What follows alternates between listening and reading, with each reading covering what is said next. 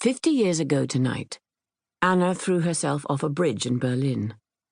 It wasn't her first brush with death, or even the most violent, but it was the only one that came at her hands. Anna's husband does not know this, however. She watches him, watching her, and she knows he sees only a fragile old woman who has waited too long for vindication. He sees the carefully cultivated image she presents to the world, a crown of thinning silver hair and tired blue eyes, age and confusion and a gentle aura of helplessness. This impression could not be further from the truth. She has been many things through the years, but helpless is not one of them. At the moment, however, Anna is simply impatient. She sits in this living room, 2,000 miles from her past, waiting for a verdict. Jack is like a frightened rabbit, all nerves and tension. He springs from his chair and begins to pace through the cluttered den. Why haven't they called? They should have called by now. I'm sure they read the verdict hours ago, Anna says, leaning her head against the fold of her wing-back chair and closing her eyes. Whatever news awaits them is not good, but Anna does not have the heart to tell him this. Jack is so hopeful. He has already written a press release and taken a Polaroid so he can bring both to the Daily Progress first thing in the morning. Jack spoke with the editor this afternoon, suggesting they reserve a front-page spot for the story. He's hoping for something above the fold. He's hoping for exclamation points. Even though Jack hasn't admitted it, Anna knows that he is looking forward to reporters showing up again.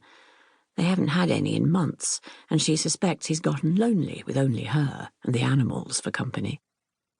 She feels a bit sorry for him, being saddled with her like this. But there was no other way.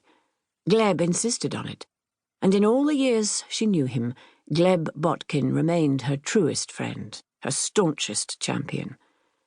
He's been dead 2 years now. Another loss in an unending string of losses. Jack is kind to her, just as Gleb promised, and beggars can't be choosers anyway. Anna reminds herself of this daily. The phone rings. 3 startling metallic alarms, and then Jack snatches it from the cradle. Manahan residence? A pause, and then, Yes, she's here. Hold on a moment. The cord won't stretch across the room, so Jack lays the receiver on the sideboard. He grins. It's from Germany. Who? The prince. He beams, then clarifies. There have been a number of princes in her life. Frederick. Anna feels a wild stab of anger at the name. She hasn't forgotten what Frederick did, hasn't forgotten the burn pile behind her cottage at the edge of the Black Forest. All those charred little bones. If the news had come from anyone else, she would take the call. I don't want to speak with him. But he knows why. I really think it's time you... Anna holds her hand up, palm out, a firm, final sort of motion. Take a message. Jack pouts but doesn't protest. He knows that arguing is futile. Anna does not change her mind. Nor does she forgive. He picks up the receiver again. I'm sorry, she doesn't want to speak right now.